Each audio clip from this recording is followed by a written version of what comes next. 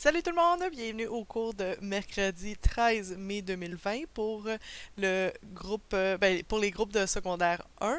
Alors aujourd'hui, très simple, très rapide comme cours, on fait un retour sur l'accord des verbes simples. Pourquoi est-ce qu'on fait ça? Parce que vendredi, au cours du 15 mai, on va voir ensemble les verbes, les participes passés avec auxiliaire être. Alors c'est quand même très important de comprendre cette notion-là qu'on va voir aujourd'hui avant de passer au cours de vendredi. Pour certains, ce qu'on va voir aujourd'hui, ça va être très simple, très facile. Pour d'autres, ça risque d'être un petit peu une difficulté, ce qui est bien correct parce qu'au cours de l'année, là, on l'a vraiment travaillé ensemble, euh, l'accord des verbes. Alors aujourd'hui, on va vraiment mettre un peu plus de précision autour de ça. Alors, premièrement, je vais vous montrer les notes de cours et ensuite, comme d'habitude, je vais vous expliquer les travaux qu'il faut faire par rapport à ça. C'est très simple aujourd'hui. Alors, on a quelques notes ici, je vais les agrandir. Alors, comment accorder un verbe simple? Pourquoi un verbe simple? Parce que ce n'est qu'en un seul mot. Alors, c'est pour ça que j'appelle ça comme ça. Alors, pour faire ça, il y a trois étapes super importantes avant de finalement accorder le verbe là, selon le genre et le nombre. Il y a les trois étapes en haut ici qu'il faut faire avant de simplement accorder. Même moi, je le fais, n'importe qui là, qui fait l'accord de ces verbes doit passer par ces trois étapes-là. C'est certain que au départ, ça peut sembler un peu plus difficile, mais au fur et à mesure que vous allez avancer, ça va se faire automatiquement. Moi, je me pose plus ces questions-là, mais avant, quand j'avais votre âge, oui, je le posais souvent. Alors, premièrement, trouvez le verbe dans la phrase. Un truc pour vous aider à faire ça, pas un truc, mais une manipulation syntaxique pour vous aider à faire ça, c'est encadrer le verbe par ne pas, ce qui peut aider. Puis je vais vous montrer, là, on a des exemples en bas ici qu'on va faire après. Alors, première étape, trouver le verbe, c'est bien évidemment. Ensuite, deuxième étape, identifier le sujet. Pose la question qui est-ce qui, qu'est-ce qui avant le verbe ou l'encadrer de c'est qui. On va voir comment faire cette étape-là dans les exemples aussi en bas. Et finalement, vérifier le genre et le nombre du sujet, remplacer le sujet par un pronom. Ça peut t'aider là à t'assurer que tu as bien choisi, que tu as bien identifié le genre et le nombre du sujet, avant d'accorder le verbe selon le genre et le nombre du sujet. Les difficultés qui vous arrivent le plus souvent, c'est comment trouver un verbe dans la phrase. Alors, si tu n'es pas familier avec tes classes de mots, ce serait important de retourner là-dessus. Sur AlloProf, il y a plein d'informations à propos des classes de mots. C'est quelque chose qu'on a travaillé en masse au début de l'année. Je peux vous mettre des liens là en bas vers des activités qui pourraient vous aider avec les classes de mots. Ensuite, identifier le sujet. Ça aussi, ça peut être difficile parfois parce que parfois on ne pose pas bien la question qui est-ce qui ou on n'ajoute pas bien le c'est qui autour du verbe. Alors, je vais vous montrer comment est-ce que vous pouvez faire les deux dans les exemples. Et finalement, le genre et le nombre du sujet, bien évidemment, si tu as de la difficulté avec le genre, avec le genre, par exemple, d'un nom, ça se peut fort bien.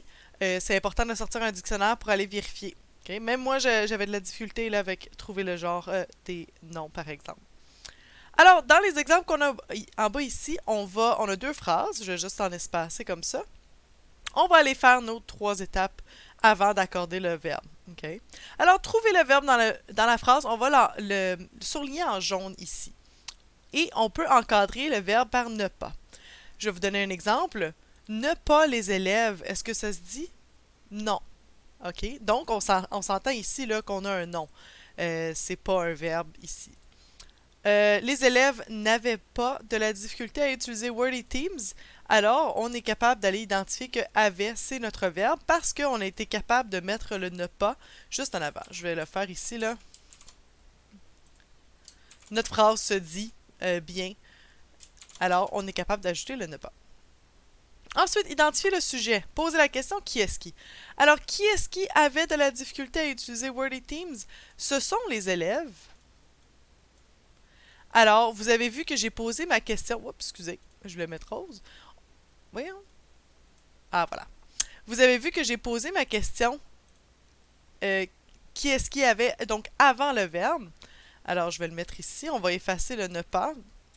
Ici. Et on va rajouter notre qui est-ce qui. Entre parenthèses. Alors ça nous a permis de trouver notre sujet. On peut aussi l'encadrer de c'est qui. On va le faire dans le deuxième exemple en bas, OK? Pour encadrer avec c'est qui, c'est une autre manipulation syntaxique qu'on peut faire. Ensuite, vérifier le genre et le nom du sujet. On peut le remplacer par un pronom. Alors, notre sujet, ce sont les élèves. Habituellement, dans un groupe d'élèves, garçons, filles, autres, on a plusieurs genres d'élèves. Alors, on va mettre le il au pluriel pour remplacer nos élèves. Oups, excusez. Ici. Alors, qu'est-ce qu'on doit faire? Comment est-ce qu'on doit accorder le verbe selon le genre et le nom du sujet? Bien, évidemment, on doit rajouter le ENT à la fin afin d'aller chercher notre il ici au pluriel, à la troisième personne du pluriel. Alors, j'espère que ça a été clair pour ça. Ensuite, pour notre deuxième exemple, on va refaire la même chose. Trouver le verbe dans la phrase. Alors, on peut encadrer de ne pas.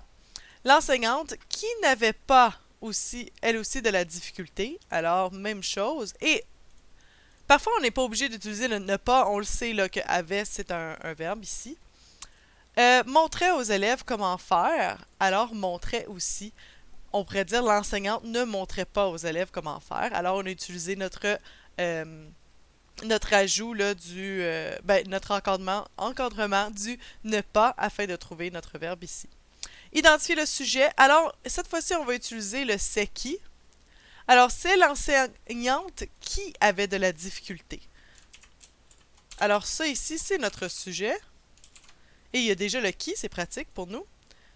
Alors, c'est l'enseignante qui avait de la difficulté. Alors, on le sait que l'enseignante, c'est notre sujet. Et vu qu'on a un deuxième verbe ici, c'est l'enseignante qui montrait aux élèves comment faire. Alors, on voit que notre sujet de l'enseignante, c'est le même sujet pour nos deux verbes ici. Finalement, on va vérifier le genre et le nombre du sujet. Alors, l'enseignante, c'est féminin singulier. Alors, on pourrait le remplacer par elle. Oups. Voilà. Et on voit déjà là, accorder le verbe selon le genre et le nombre du sujet. On voit déjà que nos verbes sont bien accordés à la troisième personne du singulier. Alors ça, je vais le déposer aussi dans le Teams, dans les fichiers d'aujourd'hui, là, du 13 mai. Alors vous allez pouvoir l'utiliser, mais on s'entend que c'est quelque chose que vous devriez déjà savoir faire, identifier votre sujet, bien accorder votre verbe. Pour l'activité d'aujourd'hui, c'est tout simplement un document là, de correction des accords des verbes. Alors, vous avez plusieurs phrases où est-ce qu'il pourrait y avoir des erreurs dans la phrase pour chaque verbe, par exemple. Alors, vous avez plusieurs exercices à faire. Et ensuite, à la fin, vous avez le corrigé. Encore une fois, si vous êtes juste pour aller voir le corrigé tout le temps, ça ne sert à rien de faire l'exercice. Faites-le avant et comme ça, vous allez pouvoir apprendre de vos erreurs. N'oubliez pas de m'indiquer, là... Oh, j'ai fermé mon Teams par accident. N'oubliez pas de m'indiquer quand vous avez fait votre travail. Oups, excusez, je pensais que je l'avais ouvert. C'est ça. Alors, n'oubliez pas de m'indiquer quand vous avez fait votre travail. Ça va m'aider là, à savoir qui fait quoi. Alors, dans le Teams en tant que tel, je vais tout mettre les fichiers là, dans vos devoirs, mais aussi dans le fichier à la bonne journée. Et vous pouvez m'envoyer un message privé ou simplement m'indiquer dans la discussion de groupe que vous avez fait le travail demandé. Alors, j'espère que c'était clair. C'est très rapide aujourd'hui. Ben, en fait, non, ça fait 8 minutes presque. C'est pas une notion très complexe. Alors, c'est ça. J'espère que tout va bien pour vous et on va se voir dans la vidéo de vendredi. Bye!